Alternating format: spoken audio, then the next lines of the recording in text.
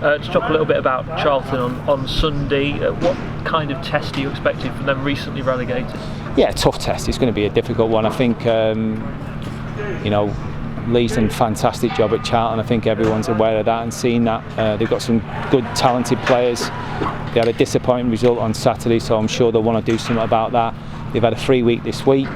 They'll come in and probably want to make sure that they've got a lot of energy in the first half, because of obviously what's happened tonight. They'll probably be hoping that we haven't. So we're going to have to look after the players between now and Sunday, and we will do.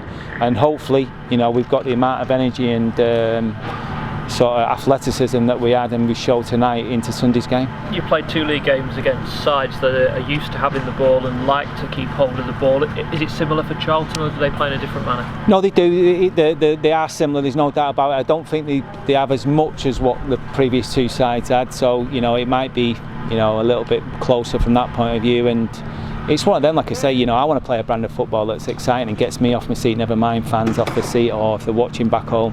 And it's not always the case that possession's the key. It's what type of possession and where you have the ball, and that was my message to you guys and to everyone before obviously the Oxford and MK game, and the way they turned out, I'll take that again if that's the case.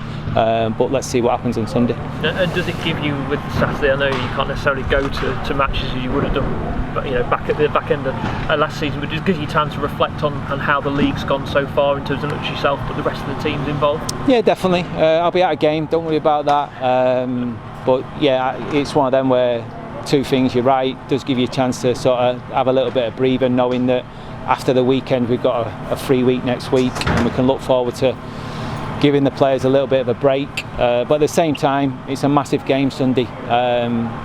Let's make no bones about it, Sunday's a 10 times bigger game than what tonight's been.